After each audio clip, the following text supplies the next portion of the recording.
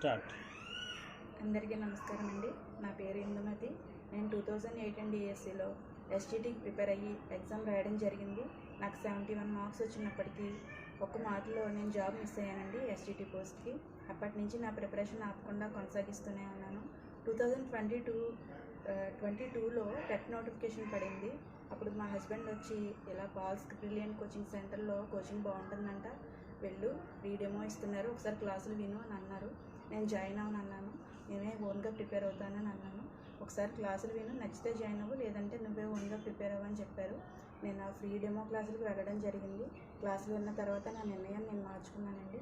ఎందుకంటే నా ఓన్గా ప్రిపేర్ అయ్యే కన్నా నా ప్రిపరేషన్కి ఈ కోచింగ్ అనేది ఎంతో తోడ్పాటు అవుతుందని నాకు అనిపించింది. ఆ నమ్మకం అయితే నాకు ఆ రోజు కలిగి నేను వెంటనే కోచింగ్ సెంటర్లో జాయిన్ అవ్వడం జరిగిందండి.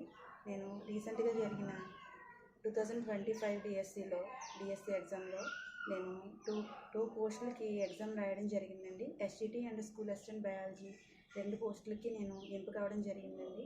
నేను present school assistant biological science టీచర్గా కోరుకొండ మండలం బొల్లెత్తిపాలెం స్కూల్లో జడ్పీ హై స్కూల్లో వర్క్ చేస్తున్నాను. ఇప్పుడు ఎవరైతే గవర్నమెంట్ టీచర్ జాబ్ పొందాలనుకుంటున్నారో వాళ్ళు ఎలాంటి అనుమానం లేకుండా ఈ కోచింగ్ సెంటర్లో జాయిన్ అవ్వచ్చండి. ఎందుకంటే నేను జాయిన్ అయిన తర్వాత నా అనుభవపూర్వకంగా నేను చెప్తున్నాను.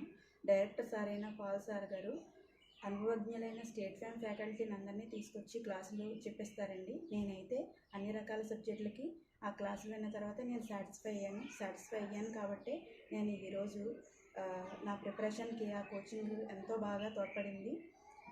ఈరోజు నేను ఈ రెండు జాబులు సాధించాను అంటే దానికి కారణం సగర్వంగా చెప్తున్నాను, పాల్స్ బ్రిలియంట్ కోచింగ్ సెంటర్.